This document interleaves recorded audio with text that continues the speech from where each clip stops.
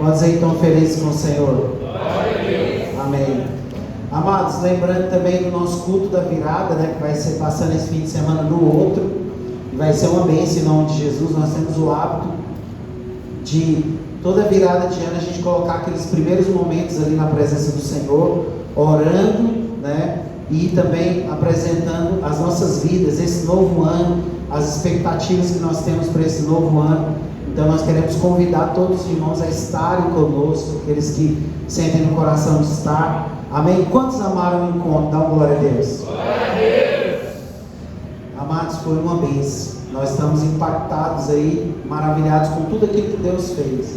Foi uma obra consistente, uma obra poderosa, né? E nós nos alegramos com isso, em nome de Jesus. Amém? Quero louvar a Deus pela vida de um irmão aqui, que participou do encontro, que é a vida do Josué. Fica de pé aí, em nome de Jesus. Vamos aplaudir Jesus na vida desse irmão.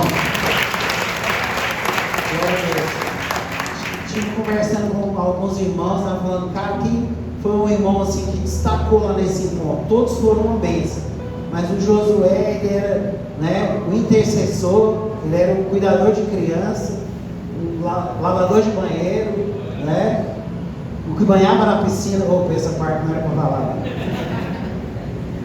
Foi um dos únicos que tomou um bom banho de piscina. Josué, Deus abençoe, viu? Que em cada encontro você possa crescer mais, desenvolver mais, que em cada encontro Deus possa te levar mais a um coração de servo, um coração de se entregar mais, que Ele te use muito, viu? Em nome de Jesus, que venham novas fases no encontro aí, amém? Glória a Deus. Amados, vamos estar compartilhando uma palavra, relembrando aqui, todos os anos nessa época de Natal, eu costumo tirar esse momento específico com a minha família. Eu amo estar com a minha família. Só que também ao mesmo tempo eu me preocupo, né, principalmente com alguns irmãos que eu fico observando, que às vezes ficam sozinhos nessa data. Aí sempre nessa data eu falo, olha, se você não for ficar com a sua família, então vai lá ficar com a minha família. Mas de preferência, fique com a sua família. Né? Já tivemos casos de muitos jovens que às vezes ali estavam desgarrados da sua família e não puderam, de alguma maneira, né, estar ali com a sua família nesse dia, né, especial. Então nós convidamos para estar lá com a nossa família. Mas de preferência é tempo de ficar com a família, amém? Vira para o seu irmão que está do seu lado e diga assim: aproveita esse momento. Diga com autoridade, diga, aproveita esse momento para você pregar a palavra, fazer uma bela oração e ganhar aqueles corações do Senhor Jesus. Você vê que eu já cheguei ao extremo dessa data, amados, eu cantar parabéns para Jesus. Já cheguei nesse extremo, eu falei assim. Aí eles começaram a conversar lá, é o aniversário de Jesus. Eu falei, então vamos cantar o parabéns para Jesus.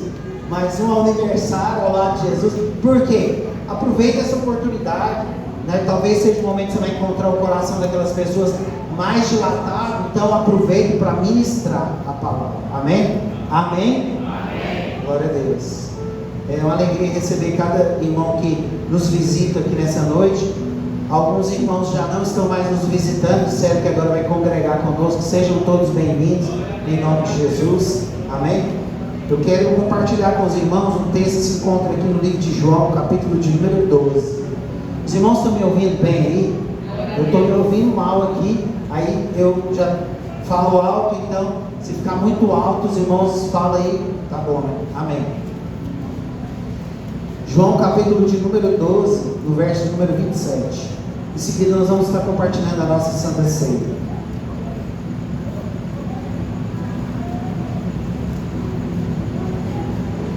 Amém? Todos encontraram? Quantos encontraram? Diga amém. Amém. Glória a Deus. Amados, esse texto diz assim, João capítulo de número 12, verso de número 27. Agora a minha alma está perturbada. E o que eu direi? Pai, salva-me desta hora. Mas para isto eu vim, a esta hora. Vamos repetir juntos esse texto? Diga assim: o que eu direi? Salva-me desta hora. Foi para esta hora que eu vim. Amém. Amados, nós estamos aqui no texto muito conhecido dos irmãos, É um texto que mostra, que relata, né? Vamos dizer, depois da entrada triunfal de Jesus, quando ele começa a apontar para a morte que ele teria. A morte de Jesus foi a morte de cruz. O que Deus havia reservado para Jesus foi que ele fosse propiciação, ou seja, foi que ele fosse o pagamento dos nossos pecados. O que Deus, vamos repetir, diga assim, o que Deus havia preparado para Jesus era uma morte de cruz. E isso você pode falar com todas as letras, porque lá em Isaías 53:10 fala: ao Senhor agradou o moê-lo. Ao Senhor Deus, o Altíssimo, agradou levar Cristo para aquele madeiro e fazer Cristo padecer de todos aqueles pecados. Foi a vontade de Deus que levou Cristo ao madeiro. Foi a vontade de Deus que levou Cristo àquele lugar onde ele foi pendurado lá, para que ele pudesse nos substituir, mas também pagar os nossos pecados. Quantos podem dar glória a Deus por isso? Glória a Deus! Por que Deus fez isso? João 3,16. Porque Deus amou o mundo de tal maneira que deu o seu Filho unigênito, para que todo aquele que nele crê não pereça, mas tenha vida eterna. Então você pode dizer com clareza: por que Deus levou Jesus àquela morte de cruz? Foi porque Ele me ama. Porque Deus levou Jesus àquele sofrimento. Salmo de número 22 fala que Ele viveu o inferno. Se você ler o Salmo de número 22, você vai ver lá todas as agonias de Jesus na cruz. Por que Ele viveu aquilo lá? Porque Ele me ama. Vira para o seu irmão aí, o cara, e diga assim: Jesus veio especificamente para esse momento, para demonstrar o amor do Pai sobre a minha vida. Então, aqui nesse texto que nós acabamos de ler aqui, ele fala o quê? A minha alma está angustiada. Ele fala do que ele estava sentindo antes dele caminhar aquela jornada da cruz. O que Jesus estava sentindo? Angústia. O que Jesus estava sentindo? Angústia. Ele fala: minha alma, ou seja, quantos aqui já sentiram angústia? Quantos aqui já sentiram angústia? Eu já senti muita angústia. Tem dia que o meu coração está tremendamente angustiado. Parece que foi sexta-feira de manhã, minha alma estava tremendamente angustiada. E era uma angústia assim, uma tristeza, né? E aí eu entrei dentro da cama e falei: agora é hora de orar. E eu comecei a orar. Quando deu na hora do almoço, o Espírito de Deus batalhou aquela batalha. Eu já estava louvando e adorando o nome do Senhor. Isso é tremendo. Porque há momentos na nossa vida que vem angústia. Por que vem angústia? Porque você já fica, a sua alma, ela começa a se abalar com o que vem adiante. Sua alma começa a se entristecer com o que vem adiante. Ah, mas o problema é agorinha, né? Você já começa ali. Foi isso que estava acontecendo com Jesus. Ele fala: minha alma está tremendamente angustiada. Ou seja, eu estou com os temores, a minha alma está cheia de temores com relação ao que vai acontecer daqui a pouco. Aí ele fala: o que eu vou fazer agora? Ele fala: o que eu vou fazer? Eu vou clamar a Deus: Deus, me livra desse momento. Deus, retira de mim esse cálice. Deus, me tira desse momento de tanta agonia. O que Deus iria falar lá do alto quando Jesus falasse isso para ele? A oração lá do Getsemane. Jesus orou 3 vezes. Deus falou o que para ele? Nada. Quando Deus fala nada, o que ele está falando? Continua seguindo reto. Vai adiante. Jesus, retire de mim esse cálice. E ele ficou calado. Retire de mim esse cálice. E ele ficou calado. Aí Jesus falou: já sei o que é. É porque ele quer isso para mim. Então, se Jesus fizesse aqui a oração, falasse assim: Deus, minha alma está angustiada demais, me livra desse momento. O que Deus ia falar para ele? Foi para esse momento que eu te separei. Foi para esse momento específico que eu guardei você. Qual momento? Você é a cereja do bolo. Você é o auge de toda manifestação espiritual. Vai ser quando eu colocar essa cereja no bolo que a festa vai estar pronta para acontecer. Vai ser nesse momento que você for para esse madeiro, que você morrer por esse povo, que a salvação vai chegar até eles e a vida deles nunca mais será a mesma.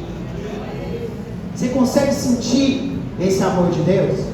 Você consegue perceber, dentro desse relato que eu falei para você aqui, você consegue perceber para qual momento Jesus veio?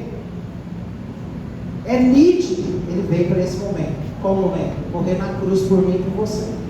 Vira para o seu irmão aí, em nome de Jesus. Vê a cara de salvo que ele tem.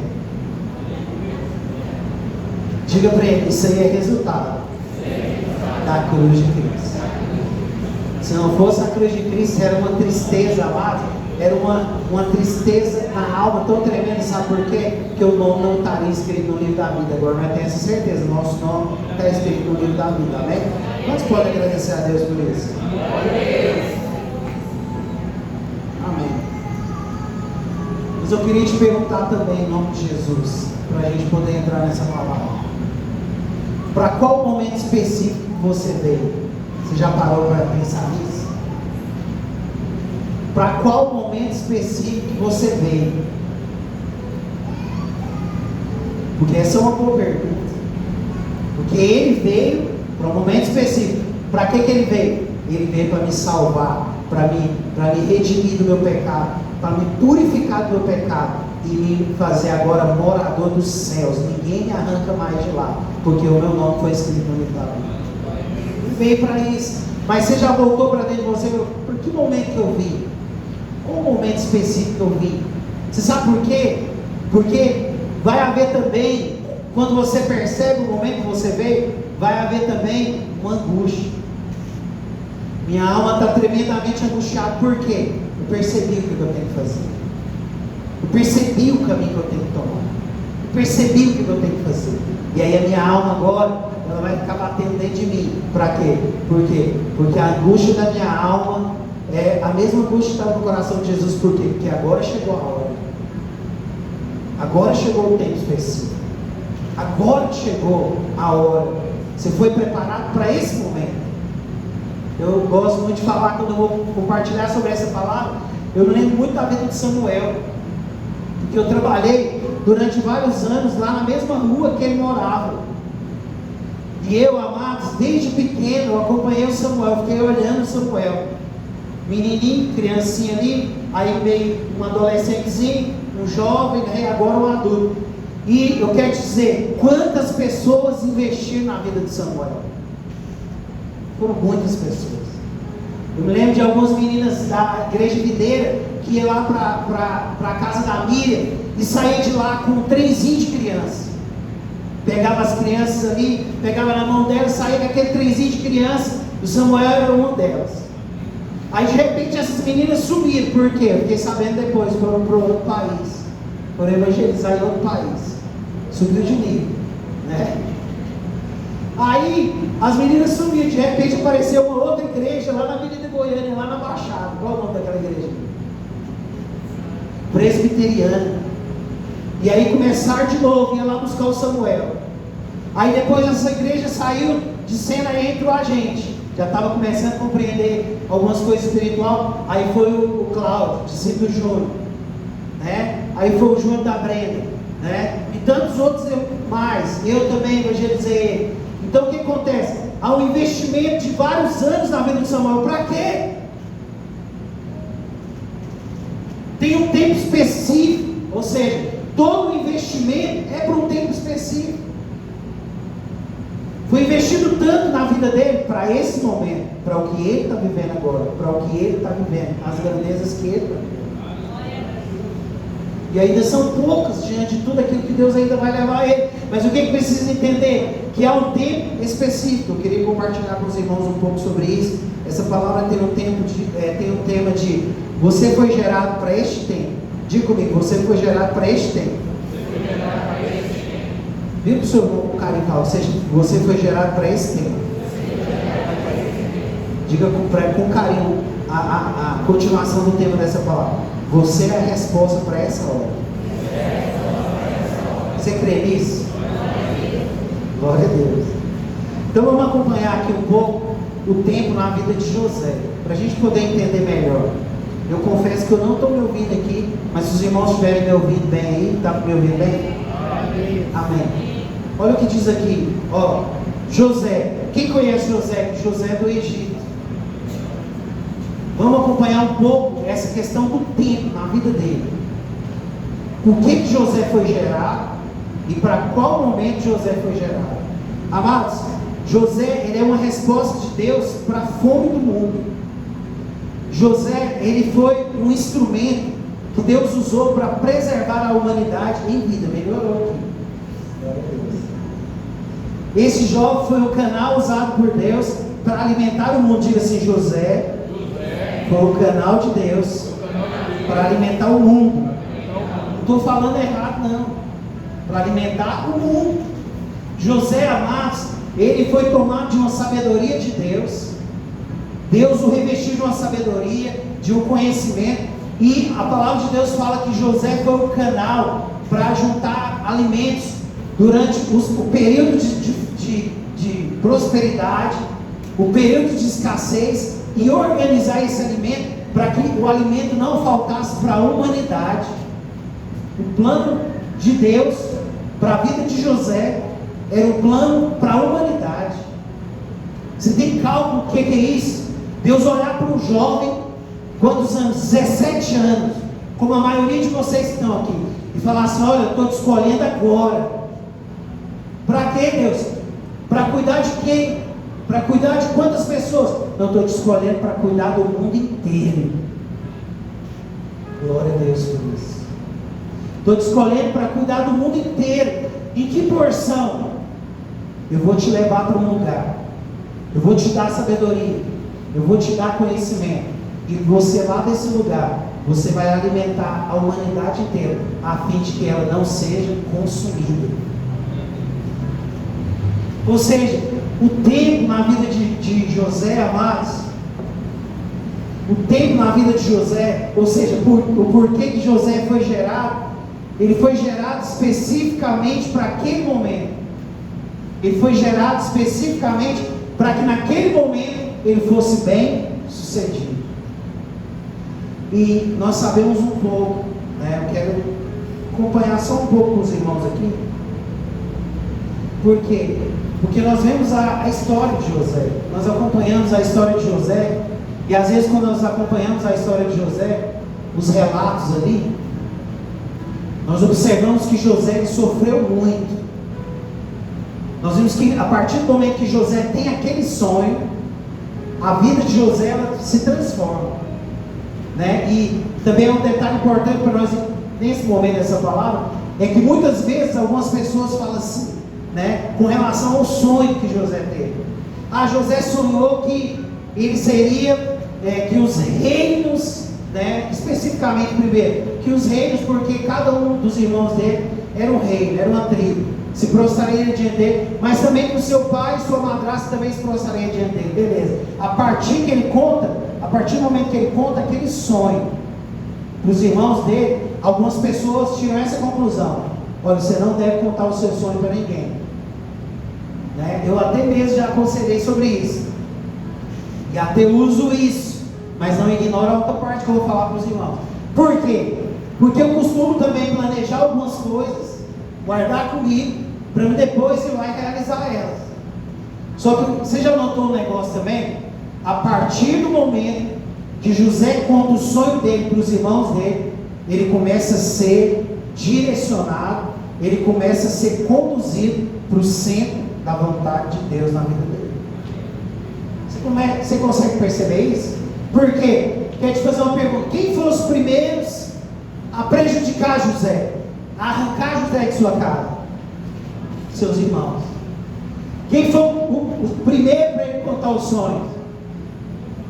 Conseguiu entender o que eu estou falando? Por quê? Porque no coração dos irmãos dele é gerado o quê? Vou lançar ele na cisterna.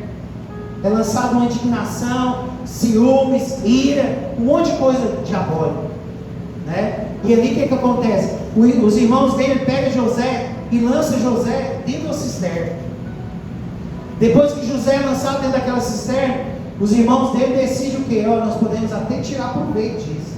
Não vamos só prejudicar ele lançando dentro da cisterna, não. Vamos arrancar ele de lá e vamos vender ele.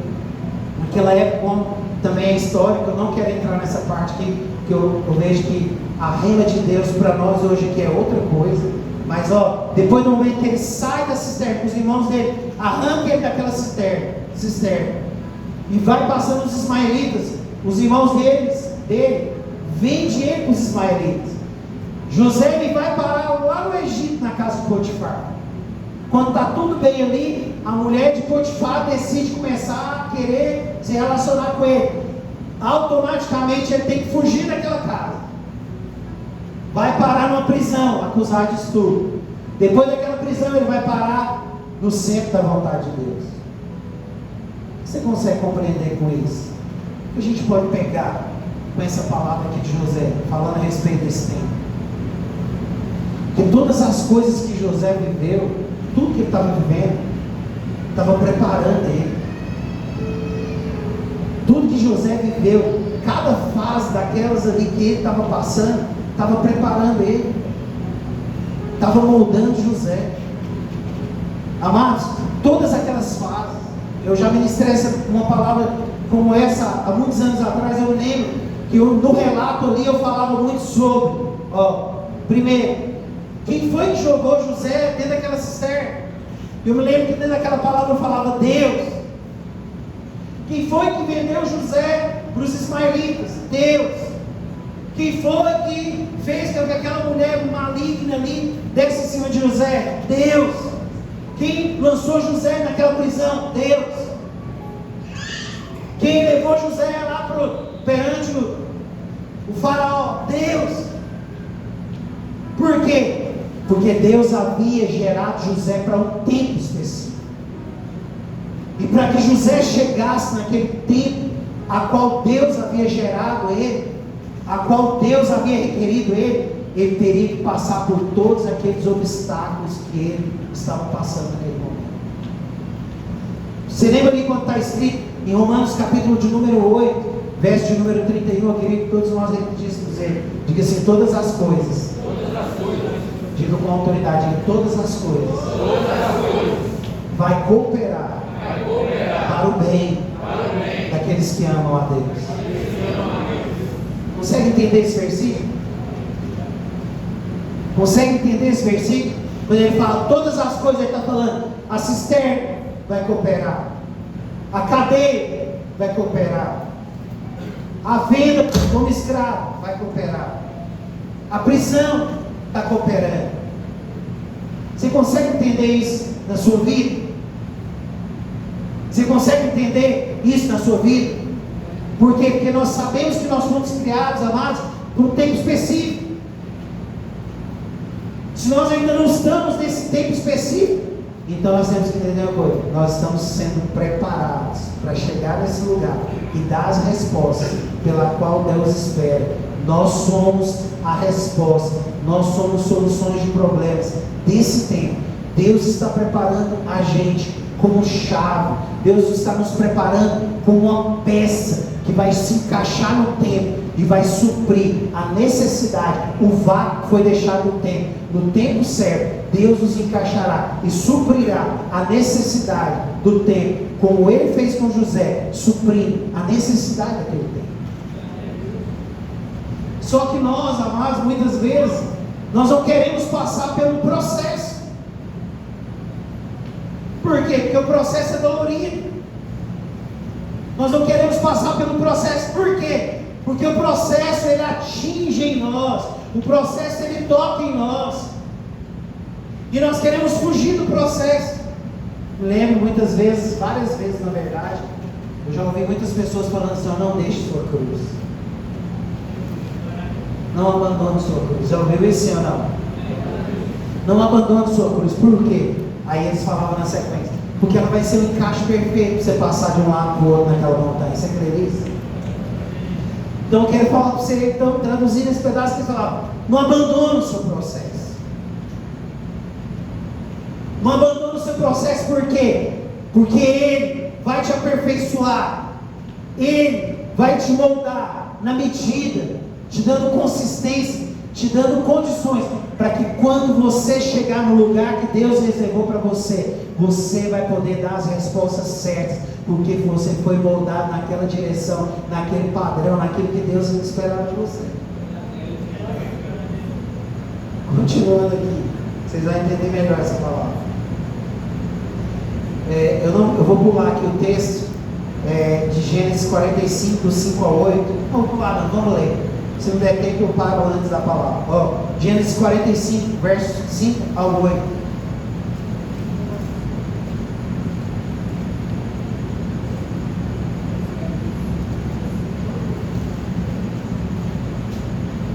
Gênesis 45, versos 5 ao 8.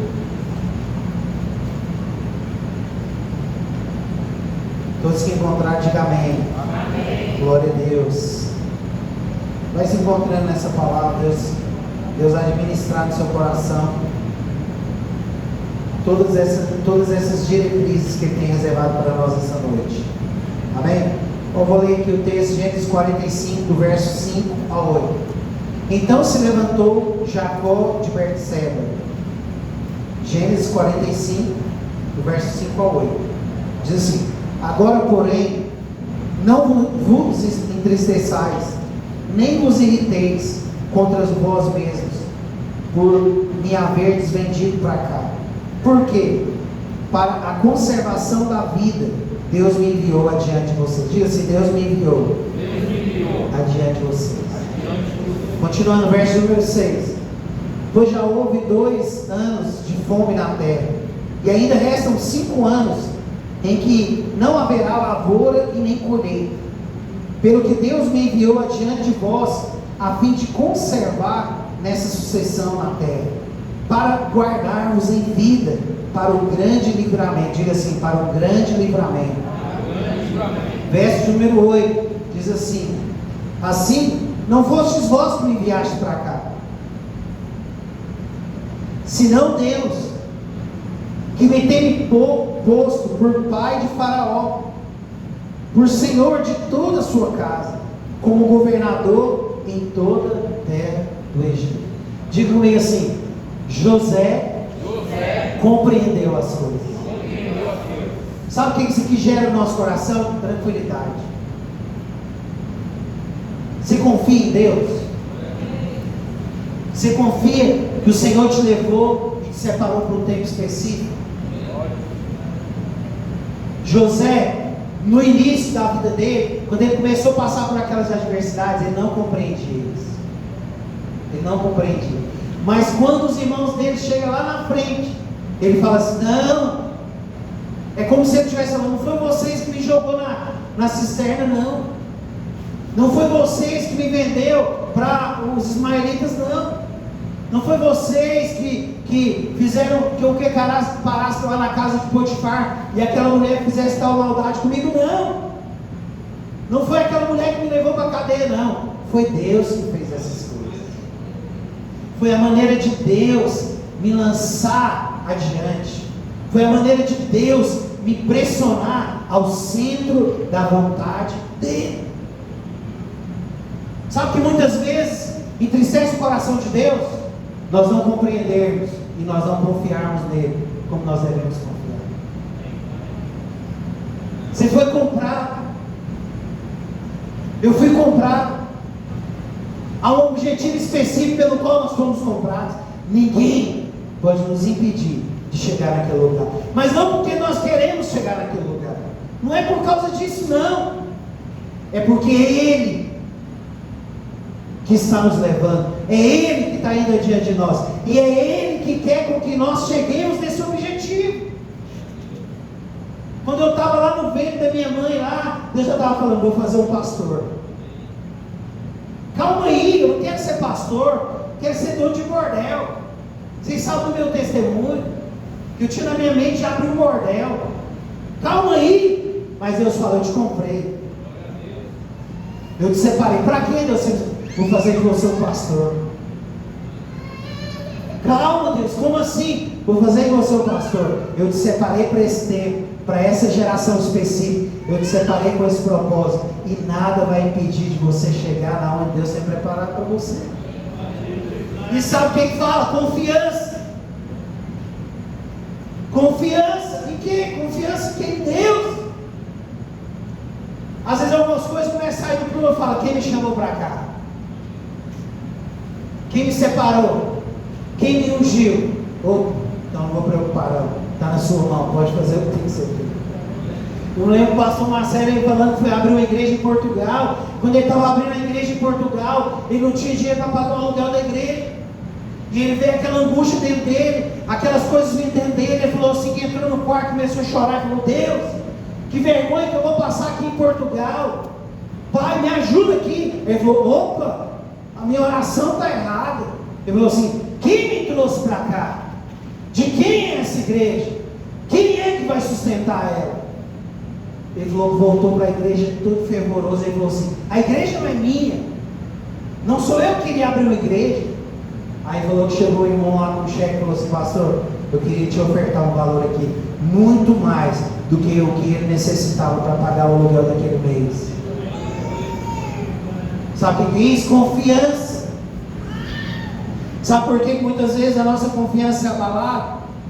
Porque às vezes nós estamos dentro da cisterna.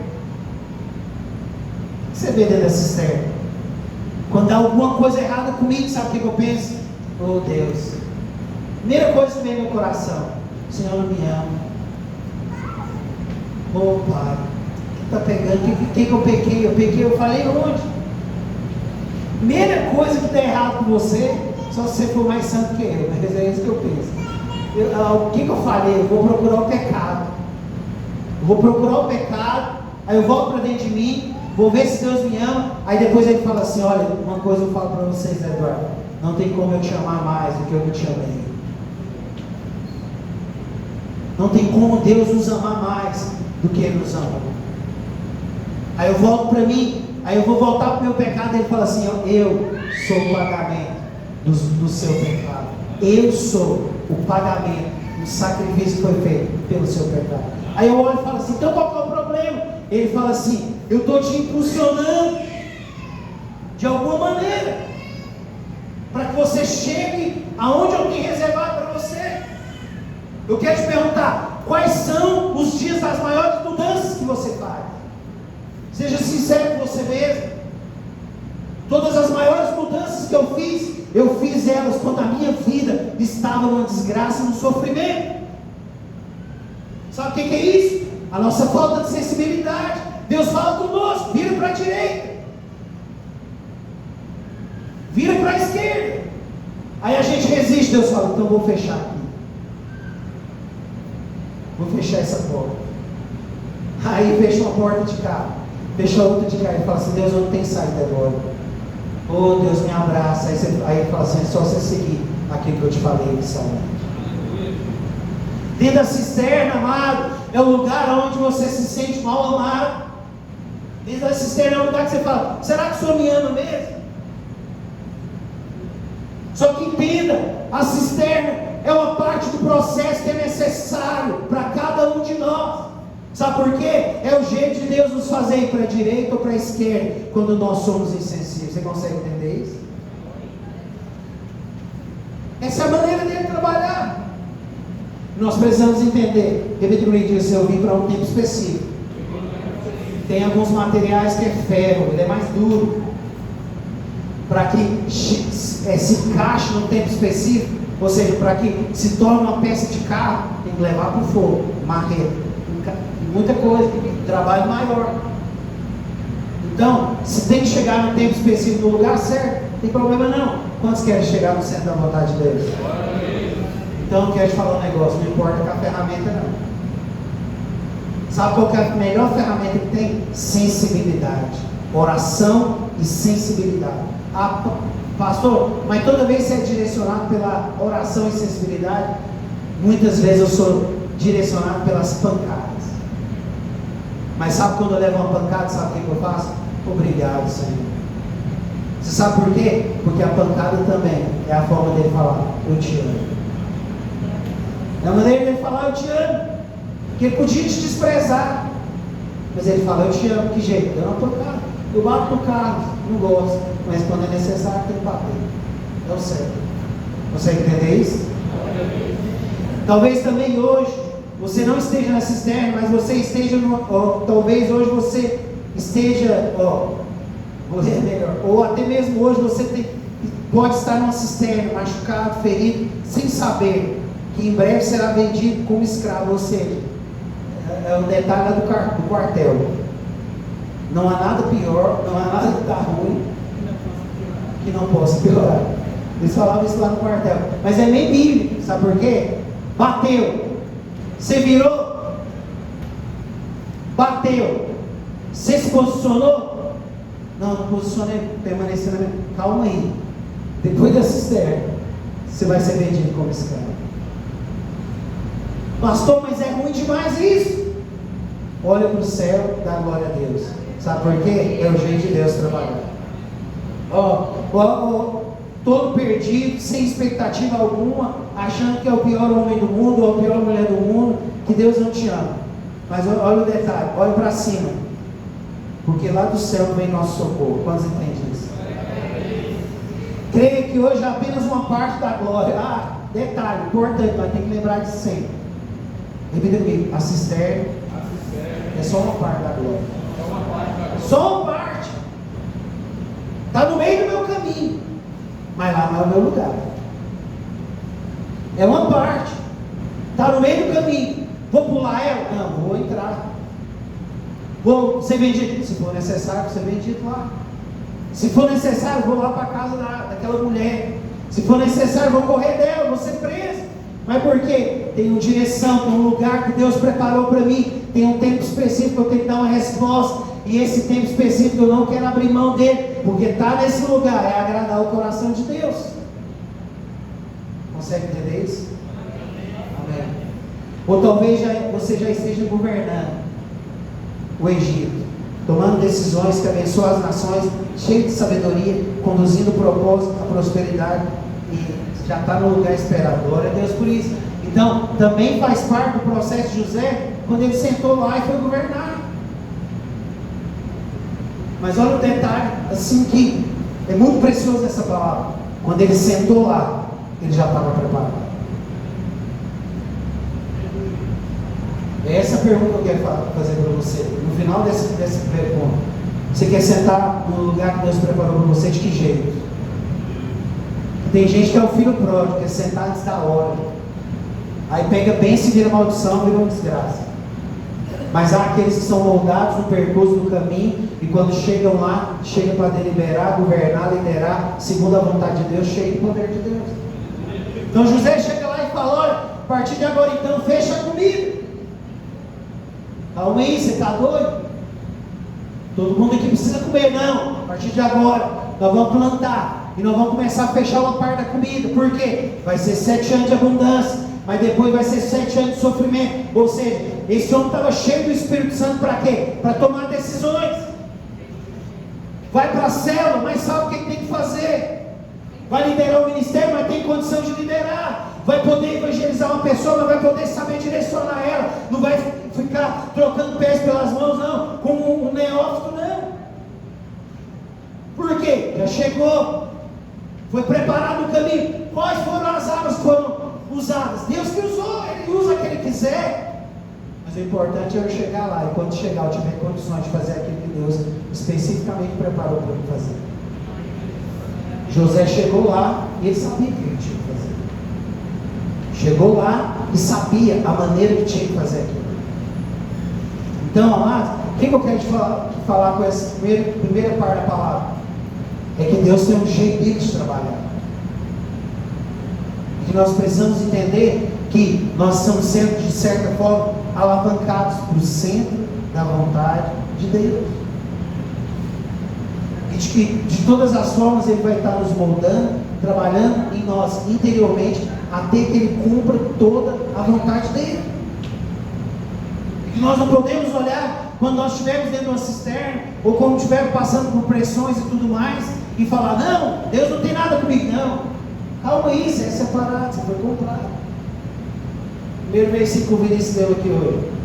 Não foi nós que escolhemos Ele, foi eu que escolhi o Senhor. Eu não estava saindo daquela casa de prostituição e falei assim: já me prostituí o suficiente, agora é hora de ir para a igreja. Não. Eu estava dentro do ônibus, quando ele colocou no meu coração e falou: olha para aquele lugar de novo, porque você nunca mais vai voltar nesse lugar de novo. Hoje eu estou te comprando, estou te resgatando para um propósito específico, e a sua vida nunca mais vai ser a mesma. Foi assim na sua vida também? Ele te comprou, tem algo específico para a sua vida, e ele vai passar a lixa, e ele vai bater o martelo, e ele vai fazer o que ele quiser fazer, até que chegue no centro da vontade dele, até que a peça esteja ajustada para poder ser encaixada no local exato que ele tem que encaixar. Você entende isso? Você quer isso para a sua vida? Amém. Então, nós vimos aqui o tempo na vida de José. Eu queria também ver um tempo aqui na vida de Samuel. 1 Samuel, capítulo de número 2, do verso 27 ao 35. 1 Samuel, capítulo de número 2, do verso 27 ao 35.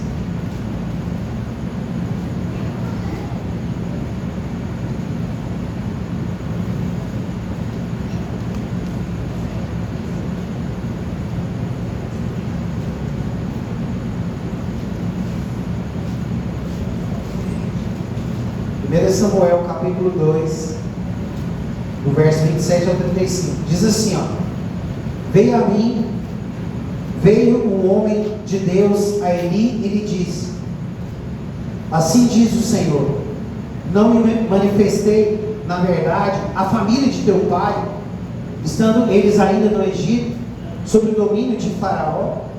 Eu os escolhi dentre todas as tribos de Israel, para sacerdote, para subir ao meu altar, para queimar o incenso, para trazer a estola sacerdotal perante mim. Também dei à família de teu pai todas as ofertas queimadas dos filhos de Israel. Por que pisais aos pés os meus sacrifícios, e as minhas ofertas de cereais, que ordenei que fizesse na minha morada?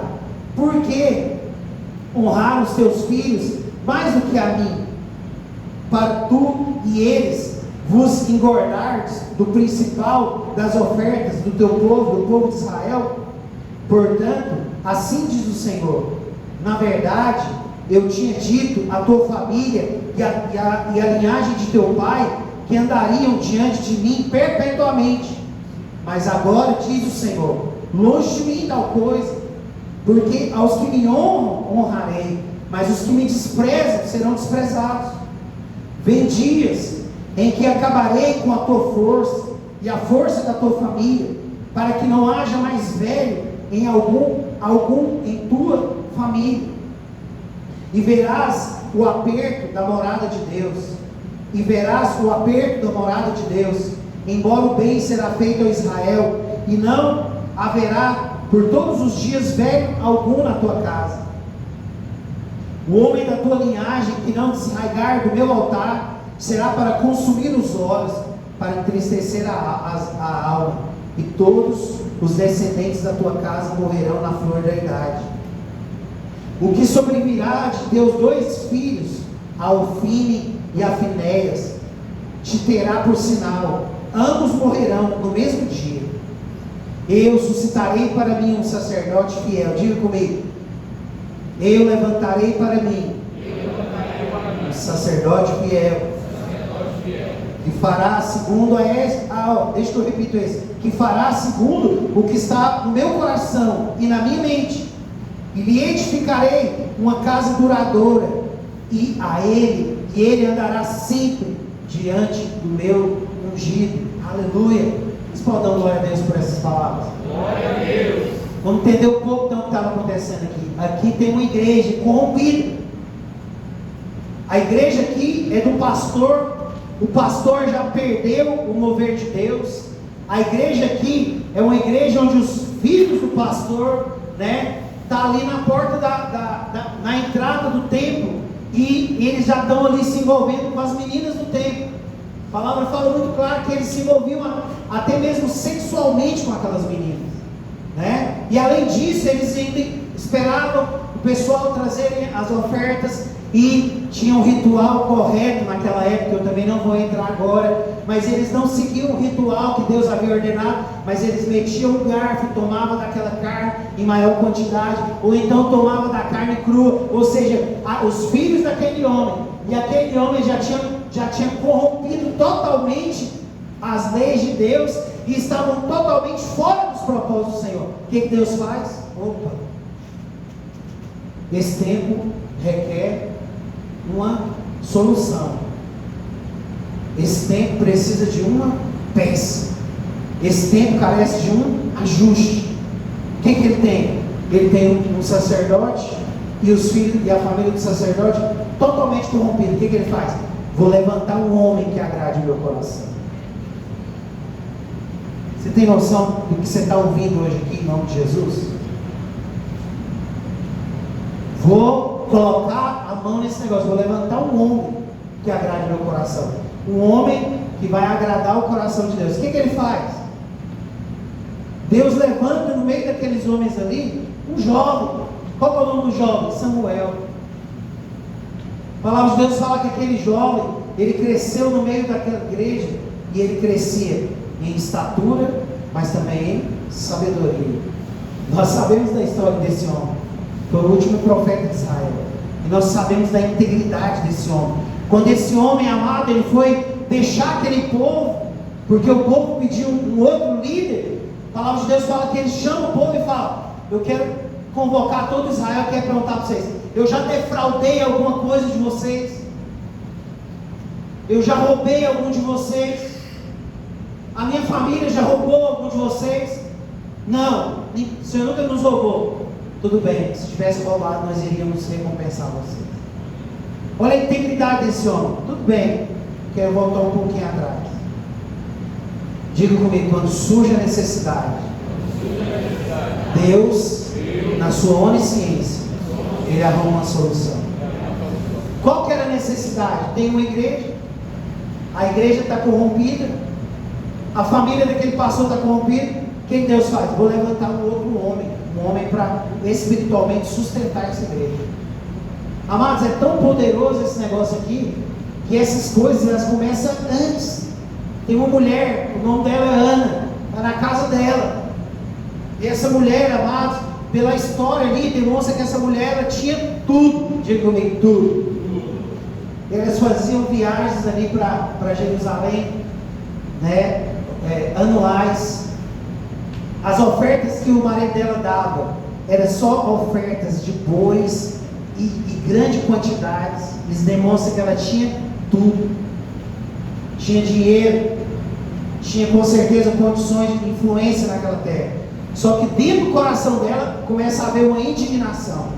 Qual que é a indignação? Eu não tenho filho, sou estéril, eu quero ter um filho. E ela vai para o altar do Senhor. Para onde que ela vai? O lugar de crentes com suas necessidades é na onde? No altar do Senhor. Então ela vai para o altar do Senhor. Deus, eu quero um filho, dai-me filho, Senhor, dai-me filhos. Qual igreja que ela vai? Naquela igreja. O Eli, os filhos lá corrompidos, e ela lá, ajoelhada, orando. E aí ela fica ali orando, e dentro do coração dela, amados, tem uma insatisfação. Diga comigo, insatisfação. Você já sentiu uma insatisfação? Você sabe quem é que coloca insatisfação no nosso coração, muitas vezes? Deus. Amados, aquela mulher vai para o altar e fala: Deus, quero filho, quero filho. Diga comigo, Deus tem uma necessidade. Quem tinha necessidade? Deus. Mas aquela mulher vai para o altar de Deus: Deus, quero filho, quero filho, quero filho. Senhor, me dá-me filho, me dá-me filho. E a palavra de Deus fala que aquela mulher orou tanto, mas tanto que o sacerdote lá, ele falou: essa mulher está embriagada aqui na hora da tarde, está bêbada. Ele sou meu Senhor, não estou bêbado não, é porque eu quero tanto um filho, eu estou querendo tanto um filho. Aí aquele homem estende a mão para ele e fala: então vai embora, porque você está abençoado, você vai ter esse filho. Ela volta para casa, gera o seu filho 9 meses. O que aquela mulher mais queria? O que ela mais queria? Tá, ganha o filho, ela volta na igreja, deixa o filho lá e volta para casa e fica satisfeita. Calma aí. Me explica um negócio aqui então. O que essa mulher queria? Um filho. Só que aí ela gera o filho, vai lá e deixa na igreja e volta feliz para casa. Tem alguma coisa errada aqui. Quem queria um filho ali? Era Deus. Deus é que estava querendo aquela criança. Algumas vezes eu chego com a minha pastora aqui, eu falo para ela, amor, tem uma revolta grande dentro de mim. Dentro do meu coração fala que eu tenho que abrir tanta igreja, você não tem noção. Fala para ela. Ela fala, eu sei disso. Mas eu quero te perguntar, quem está querendo essas igrejas? Você consegue entender isso? Você consegue entender muitas vezes as insatisfações que vem dentro do seu coração, que ele planta? Você sabe por que ele está plantando isso? É a maneira dele moldar você e te levar para o centro da vontade dele. Quando houve aquela necessidade, eu falo, eu já sei.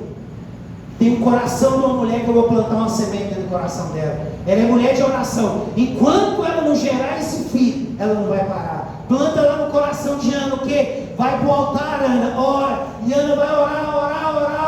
Gera o filho. A Ana vai lá e devolve, porque era fiel a Deus. Ela devolve o filho para o Senhor. O Senhor fala, pronto, agora solucionei esse problema. Agora eu vou solucionar o problema dela. O que é? Satisfação.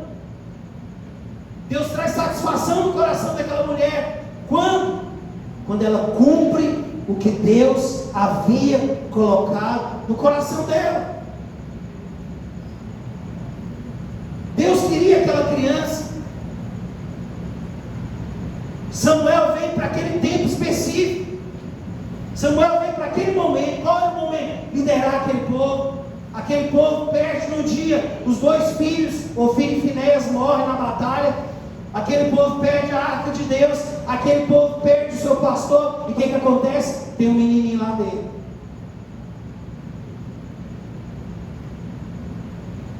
Tem um menino lá na igreja, novinho.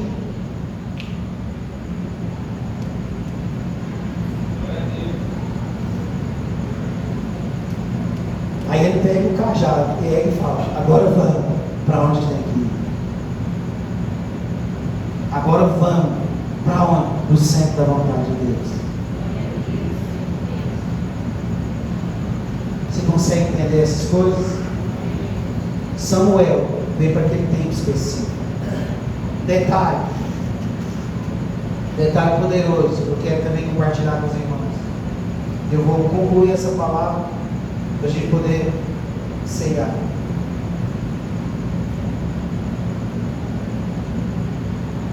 Amados, é muito forte tal revelação. Antes da morte de Ofni, Finéias e Eli, diga comigo, antes da morte daqueles homens, Deus já havia separado Samuel. Deus já havia separado Samuel antes daquele povo morrer. Para quê?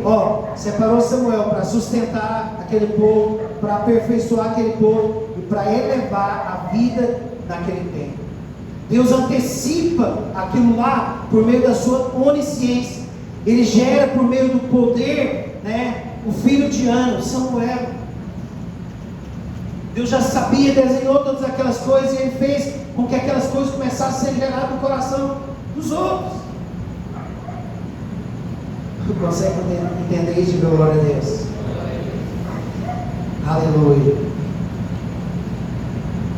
Vou fazer essa pergunta para os irmãos para passar para essa outra parte importantíssima. Vira para o seu irmão e diga assim: quem coloca ou quem colocou insatisfações no seu coração? Foi você ou tem sido Deus? Isso é poderoso.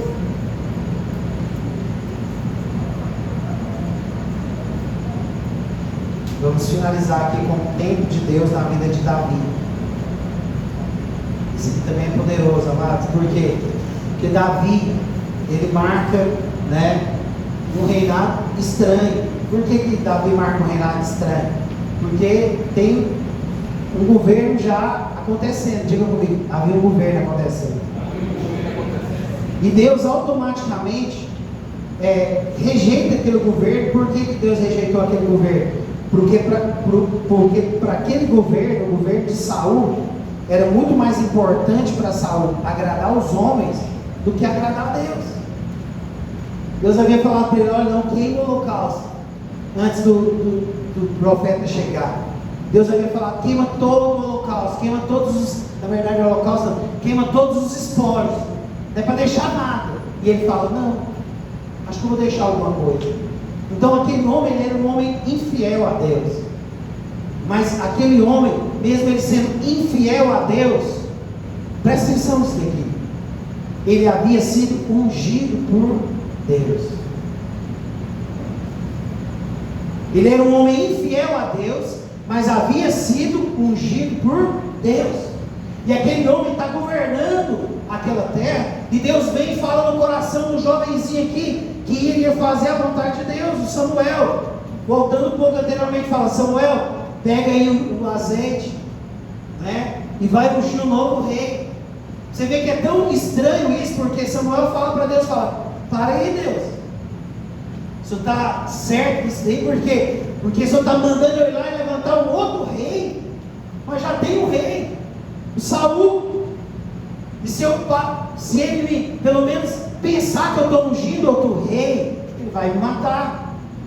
Deus fala: pega o azeite e vai na casa de Jessé, e lá você vai encontrar um jovem lá, você vai ungir ele.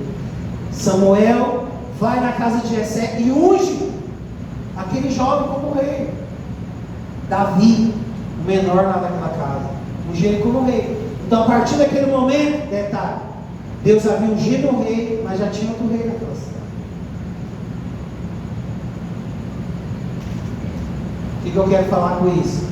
Davi veio especificamente para substituir um reinado que não agradava o coração de Deus. Quando Deus manda Jessé ir lá e ungir Davi com Saul sentado no trono, o que ele está falando para ele? Eu estou te escolhendo para que você vá e ocupe aquele lugar que é de Saul agora. Só que aí há um monte de princípios aí separados. Eu quero falar aqui do detalhe agora, calma aí. Você sabia que muitos de vocês estão aqui para tomar lugares que hoje são de outros?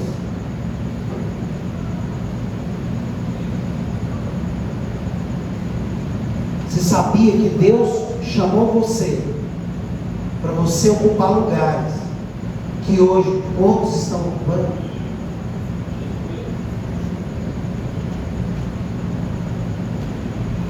Consegue entender isso? Calma aí. Então o que eu faço agora, Samuel? Por quê? Calma aí, você está me ungindo como rei, mas tem outro rei lá. Vive no princípio. Que? Vive no princípio. Como assim me ensina? Vive no princípio. Ninguém pode tocar no ungido de Deus. Samuel, Davi, na verdade, ele tem oportunidade muitas vezes de ceifar a vida de Saul. Saul está lá, né, aliviando o ventre. A Bíblia quer aliviar o termo, né, e fala: Saul estava aliviando o ventre, ou seja, no natural para nós, fazendo cocô. E Davi tem uma oportunidade. Qual oportunidade? Oh, calma aí, Deus me ungiu. Eu sou o cara que Deus escolheu. Eu posso pegar a espada e matar agora ele aqui.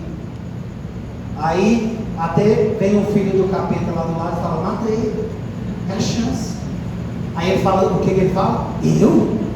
Tocar no ungido de Deus? Jamais. Vira para o irmão que está do seu lado e diz assim: se Deus te separou para substituir alguém que está sentado em posição hoje, diga assim: a mesma forma que Ele colocou, Ele também te deu. Consegue entender isso? Nunca coloque a sua mão em ninguém, nem o ungido do Senhor. Miriam, quando foi colocar a mão no ungido de Deus, Deus falou: o que você está fazendo? Vai ficar leprosa. Ela falou: oh Deus, ficar leprosa, vai ficar leproso para aprender. Por quê? Porque com Moisés, eu falo com ele face a face. É eu que vou tratar com ele. Deus não é moleque, não. Não manda recado, não. Ele vai tratar com Moisés face a face. Não toque nenhum dia de Deus. Pastor, mas está arrancando gordura da ovelha. Os filhos estão ali na maldição. Aí, deixa lá, você vai ver. O Todo-Poderoso não brinca, Ele é o Altíssimo. Ele se manifesta e trata individualmente com cada um daqueles que Ele chamou. Você consegue entender? Então, a nossa língua, a nossa boca não pode se voltar contra esses. Ao contrário. Você tem certeza que você vai tomar esse caminho? Tem certeza? Você quer? Tá bom, deixa Deus tratar assim. Mas você não vai me prejudicar, não. Minha mãe fala que as cobras, elas comem as próprias cobras. Minha mãe falava para a gente não brigar com ninguém. Ela fala, filho, não briga com ninguém, porque a cobra come a própria cobra. Ou seja, aquele que está arrumando, ou que está trabalhando de alguma maneira, de forma má, de forma a desagradar o coração de Deus, Deus trata. Consegue compreender isso? Diga assim, princípios. Então, Davi, ele andou debaixo de princípios. Teve a oportunidade de matar Saul, não matou. Teve a oportunidade de prejudicar Saul, não prejudicou. E Deus falou, esse aí é o homem que eu escolhi segundo o meu coração. Esse é separado. E Deus pegou Davi, e colocou ele para sentar no lugar que Deus havia reservado para ele, na hora certa, no momento certo, sem nenhuma dúvida, sem nenhuma contestação. Ele estava preparado para viver aquele momento. Amados, o que eu quero finalizar essa palavra conversando com os irmãos? Foi para esse momento aqui que eu trouxe essa palavra. Por quê? Porque, amados, nós precisamos entender que nós fomos chamados, nós fomos gerados e chamados para frutificar nesse tempo. Toda vez que eu encontro uma dificuldade aqui na igreja, eu falo, está tudo dentro de mim.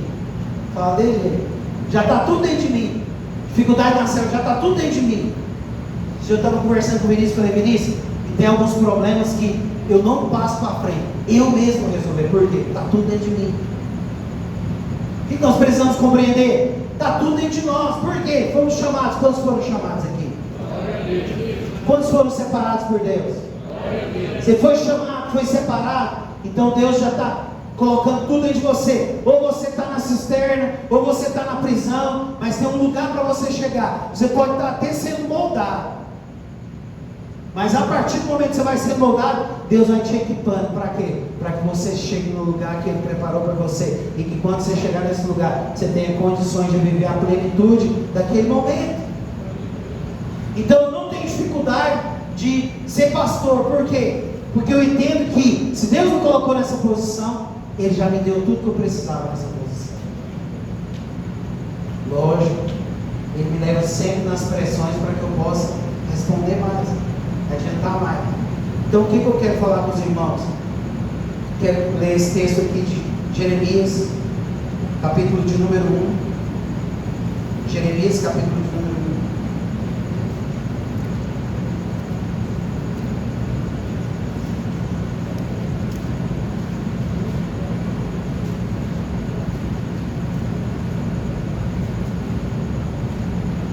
Do verso 4 em diante.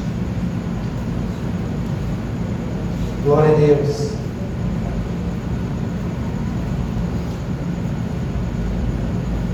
Amém? Vamos encontrar. Olha o que diz aqui. Veio a minha palavra do Senhor dizendo: antes que eu te formasse no ventre, te conheci. Diga assim: Deus me conhece.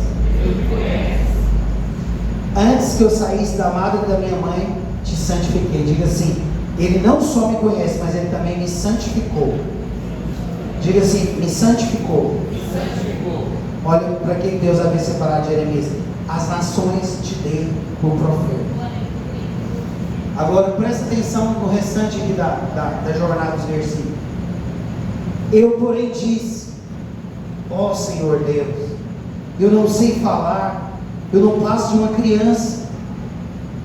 O Senhor, entretanto, me disse: não digas, não posso, não passo de uma criança. Aonde quer que eu te enviar, você vai. Aleluia. É mais ou menos assim, você vai e pronto. Aonde quer que você me enviar, aonde quer que eu te enviar, você vai. E tudo que eu te mandar, você vai dizer. Não temas diante deles, pois eu sou contigo, para te livrar, diz o Senhor. Depois o Senhor estendeu a mão e disse: agora pus as minhas palavras na tua boca. Aleluia, glória a Deus. Amados, antes de Jeremias, a palavra fala que antes dele ser formado no ventre da mãe dele, Deus já conhecia ele. Isso aí para mim é um alívio para mim. Porque se eu falo com alívio, eu falo, tem vezes que eu estou com uma dificuldade, eu falo: Deus, o Senhor me conhece. O Senhor sabe minhas capacidades. Então, o que você precisa entender dentro desse texto? Deus te conhece. Ele sabe de toda a capacidade que você tem. E mesmo te conhecendo, com as fraquezas que você acha que você tem, igual o Jeremias falou: eu sou criança, Deus. Eu sou uma criança. Ele falou para Jeremias: mesmo assim eu te conheci, mesmo assim eu te escolhi. Na sequência ele fala: não só te escolhi, mas eu te santifiquei também. E não só te santifiquei, mas eu trouxe um propósito sobre a sua vida. Eu te dei uma nação para você ser profeta. Te dei uma nação para você ser profeta. O que Deus estava falando para Jeremias especificamente? O que Deus está falando para nós agora? Nós somos a resposta para essa geração agora. Toda necessidade que essa igreja tem, toda necessidade que ela tem, se encontra em mim e em você. Toda necessidade que essa região aqui tem, se encontra em mim e em você. A resposta para essa necessidade. Toda necessidade para que nós venhamos cumprir os propósitos que Deus tem para essa igreja, especificamente as palavras que Ele liberou, se encontram em mim e em você. Tudo que nós precisamos já está em nós. Pastor, mas parece que ainda está longe. Calma, é o processo. Mas o que você tem que fazer? Mesmo que você estiver dentro da cisterna, entenda, você foi chamado. Mesmo que você estiver ali sendo vendido, eu fui chamado. Eu vim para essa época, para esse momento específico, para cá. Cada vez mais, amados, eu tenho consciência do que Deus fez na minha vida. Cada vez mais eu tenho consciência da maneira que Deus trabalhou na minha vida. Onde que Deus trabalhou na minha vida e na vida da pastora Eliane. Porque Deus usou a minha vida e a vida da pastora Eliane para ser pais espirituais de jovens que estão sedentos na presença dele. E nós levamos esses jovens para dentro da nossa casa. Nós ali brincamos com eles, comemos com eles, muitas vezes choramos com eles, né? Muitas vezes ali sofremos junto com eles. Muitas vezes ali, em alguns momentos, perdemos eles, trouxemos eles de volta. E o que eu vejo de resumo disso, sabe o que é? É que Deus estava preparando essa igreja. Deus estava preparando esse tempo aqui específico. Deus estava preparando o ministério de cada um deles. Deus estava preparando casamentos abençoados para cada um deles. Deus estava preparando eles para poder ser exemplos para os pais deles, exemplos para a geração deles. Ou seja, foi para esse tempo que eu vim. Foi para esse tempo que eu vivi. O que nós precisamos entender? O que você está vivendo nesse tempo? Que você veio preparado para esse tempo. Você veio preparado para esse tempo. Qual é o seu envolvimento dentro desse propósito? Qual o propósito? O propósito dessa igreja, mas também o propósito do reino de Deus. Ele disse: olha, agora vocês vão e façam de si. Agora vocês vão e arranca daqueles lugares ali os demônios. Liberta aquelas pessoas, curam elas, ensina elas a verdade, ensina elas o propósito eterno. Qual que é o seu envolvimento com isso? Você sabe por quê? Porque foi para esse tempo que você veio. Toda a resposta que essa geração está precisando está na minha e na sua vida. Você poderia ajoelhar e falar: Deus, traz João de novo, traz Pedro de novo. Falar: não. Você pode angustiar sua alma, mas é você que é o homem desse tempo. É você que é a mulher desse tempo. É você que é o casal desse tempo. É você que é o jovem desse tempo. Então, o que nós precisamos entender? Nós precisamos ansiar, dar todas as respostas que são necessárias para esse tempo. Nós temos que ser dispostos a esse tempo. Pastor, mas eu estou como Jeremias, falando para Deus: Deus, eu não tenho essas capacidades. Ele falou assim: eu sou a sua capacidade. Se fosse por mim e por você, na nossa carnalidade, amado, nós poderíamos desistir. Mas eu estou aqui por causa dele. Eu faço a obra por causa dele. Eu sei que vai dar certo por causa dele. Eu vou abrir um novo célula por causa dele. Eu vou continuar evangelizando por causa dele. Eu vou continuar acreditando na minha região por causa dele. Ele que está adiante.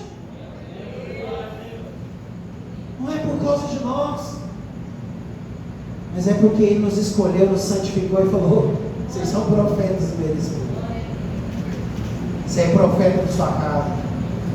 Você é profeta no meio da sua família. Tem um tempo específico para você dentro da sua casa. Você, mãe, foi chamada para gerar e cuidar desses filhos. Você, pai, foi gerado para poder apontar esses filhos para o alto. Você, como igreja, você foi chamado para plantar essa igreja aqui, mas você foi chamado para sonhar com várias igrejas. Por quê? Porque nós fomos chamados para conquistar territórios. Deus nos chamou para isso. Deus nos santificou para isso. Ele tem nos enviado para isso. De pé em nome de Jesus.